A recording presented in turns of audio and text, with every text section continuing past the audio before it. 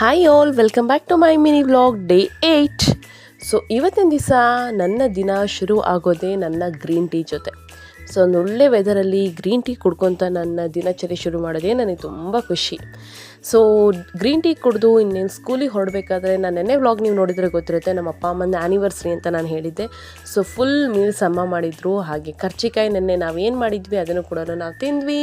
So ನಾವೊಂದು ಒಳ್ಳೆ T V program ನೋಡ್ಕೊತ 9:05 ಆಗಿತ್ತು ಅಂದ್ಕೊಳ್ಳಿ. ಅಷ್ಟೊತ್ತಿಗೆ ನಾನು ಒಳ್ಳೆ ಊಟವನ್ನು ಬೆಳಗ್ಗೆನೇ ಒಂದೊಳ್ಳೆ ಊಟ ಮಾಡಿಕೊಂಡು ಸ್ಕೂಲಿಗೆ ಹೋದೆ. ಸ್ಕೂಲ್ ಮುಗಿಸ್ಕೊಂಡು ಬಂದು ಸಂಜೆ ದೇವಸ್ಥಾನಕ್ಕೆ ಹೋಗೋಣ ಅಂತ ನಮ್ಮ ಚಿತ್ರದುರ್ಗದಲ್ಲಿರುವಂಥ ನೀಲಕಂಠೇಶ್ವರ ದೇವಸ್ಥಾನಕ್ಕೆ ಅಂತ ಹೋದ್ವಿ.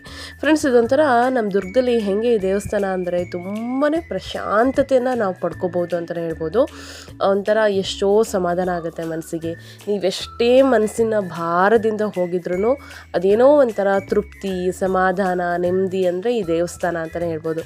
ಅಷ್ಟು ಖುಷಿ ಅನಿಸುತ್ತೆ, ಶಾಂತತೆಯಿಂದ ಕೂಡಿರುತ್ತೆ, ತುಂಬ ವಿಶಾಲವಾಗಿದೆ, ತುಂಬ ದೊಡ್ಡದಾದಂಥ ದೇವಸ್ಥಾನ.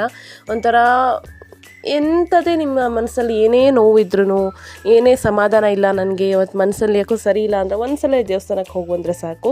ಪೂಜೆ ಕೂಡ ಅಷ್ಟೇ ತುಂಬ ಚೆನ್ನಾಗಾಯಿತು. ಅರ್ಚಕರು ನಮಗೆ ನೀಟಾಗೆ ಒಂದು ಸಲ ಹೋಗ್ಬಿಟ್ಟು ಮಂಗಳಾರತಿ ಮಾಡಿ ತಂದು ಕೊಟ್ಟು, ಆಮೇಲೆ ನಾವೇನು ಕಾಯಿ ಇದನ್ನೆಲ್ಲ ಒಯ್ದಿದ್ವಿ ಅದನ್ನೆಲ್ಲ ಕೊಟ್ಟು ಅಪ್ಪ ಅಮ್ಮಂಗೆ ಆಶೀರ್ವಾದ ಥರನೂ ಮಾಡಿದರು. ಒಂಥರ ಮನಸ್ಸಿಗೆ ತುಂಬ ತೃಪ್ತಿ ಅಂತ ಅನ್ನಿಸ್ತು. ಮತ್ತು ಅದೇ ದೇವಸ್ಥಾನದಲ್ಲಿ ನೀವು ಪಕ್ಕಕ್ಕೆ ಬಂದರೆ ಒಂದು ಗಣಪತಿ ದೇವಸ್ಥಾನ ಇದೆ, ಹಾಗೆ ಇದು ವೀರಭದ್ರೇಶ್ವರ ದೇವಸ್ಥಾನ ಅಂದರೆ ಗರ್ಭಗುಡಿ. ಇನ್ನು ನಿಮ್ಮ ರೈಟ್ ಸೈಡ್ ಅಂದರೆ ದೇವರ ಲೆಫ್ಟ್ ಸೈಡಿಗೆ ಏನಂತ ಬಂದರೆ ನೀವು ಇಲ್ಲಿ ಒಂದು ಅಮ್ಮನವ್ರ ದೇವಸ್ಥಾನ ಕೂಡ ಇದೆ. ಹಾಗೆ ಆ ಕಡೆ ಲಾಸ್ಟಲ್ಲಿ ನವಗ್ರಹ ಕೂಡ ಇದೆ. ಇದಿಷ್ಟು ಒಂದೇ ದೇವಸ್ಥಾನದಲ್ಲೇ ಇರೋದು. ಮೂಲತಃ ಬೇರೆ ಬೇರೆ ಗರ್ಭಗುಡಿಯಲ್ಲಿ ಇರುವಂತಹ ವಿಗ್ರಹಗಳು. ಒಂದೇ ದೇವಸ್ಥಾನದಲ್ಲಿ ನಿಮಗೆ ಆಲ್ಮೋಸ್ಟ್ ಒಂದು 3ರಿಂದ 4 ದೇವರುಗಳನ್ನ ನೀವು ಆರಾಮ್ಸೆ ನೋಡ್ಕೊಂಡು ಹೋಗ್ಬೋದು. ಯಾರಾದರೂ ದುರ್ಗದಲ್ಲಿ ಬರೋ ಪ್ಲ್ಯಾನ್ ಏನಾದರೂ ಮಾಡ್ಕೊಂಡಿದ್ರೆ ಖಂಡಿತ ಈ ದೇವಸ್ಥಾನನ ಮಿಸ್ ಮಾಡದೆ ನೋಡ್ಕೊಳ್ಳಿ. ಅದಾದಮೇಲೆ ನಮ್ಮ ಮನೆ ದೇವರು ಮೈಲಾಲಿಂಗೇಶ್ವರ ಆಗಿರೋದ್ರಿಂದ ನಾವು ಯೂಶ್ವಲಿ ಏನೇ ಫಂಕ್ಷನ್ ಇದ್ರೂ, ಅಂದರೆ ನನ್ನ ಬರ್ಡೇ, ಅವರ ಬರ್ಡೇ, ಆ್ಯನಿವರ್ಸರಿ ಅಥವಾ ಏನೇ ಒಂದು ಹಬ್ಬ ಹರಿದಿನ ಅಂತ ಏನೇ ಇದ್ರೂ ನಾವು ಮೈಲಾಲಿಂಗೇಶ್ವರನ ಪಾದಗಟ್ಟೆಗೆ ಬಂದು ನಮಸ್ಕಾರ ಮಾಡಿಕೊಂಡು, ಇಲ್ಲೊಂದು ಪುಟ್ಟದಾಗಿ ಈ ಸಲ ಹೊಸದಾಗಿ ಸುಮಾರು 1 ವರ್ಷ ಆಯಿತು ಅನಿಸುತ್ತೆ, ಈ ಥರ ದೇವಸ್ಥಾನ ಥರನೂ ಮಾಡಿದ್ದಾರೆ. ಗಂಗಮಾಳವ ಮೈಲಾಲಿಂಗೇಶ್ವರನ ಕೂಡಿಸ್ಕೊಂಡಿರುವಂಥ ಒಂದು ಕುದುರೆ ಮೇಲಿರುವಂಥ ವಿಗ್ರಹ ಇಟ್ಟಿದ್ದಾರೆ, ಅದು ತುಂಬ ಚೆನ್ನಾಗಿದೆ.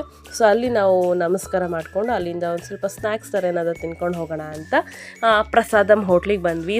ದುರ್ಗದಲ್ಲಿ ಪ್ರಸಾದಮ್ ಹೋಟ್ಲಿಗೆ ಎಲ್ಲರಿಗೂ ಗೊತ್ತಿರೋವಂಥದ್ದೇ. ಸೊ ಇಲ್ಲಿ ನಾವು ವೆರೈಟಿ ಸ್ನ್ಯಾಕ್ಸು ತಿನ್ಕೊಂಡು ನಮ್ಮ ದಿನನ, ನಮ್ಮ ವ್ಲಾಗ್ನ ಈ ರೀತಿ ಮುಗಿಸ್ತಾ ಇದ್ದೀನಿ. ಹೋಪ್ ಈ ವ್ಲಾಗ್ ಇಷ್ಟ ಆಗಿದೆ ಅನ್ಕೋತೀನಿ.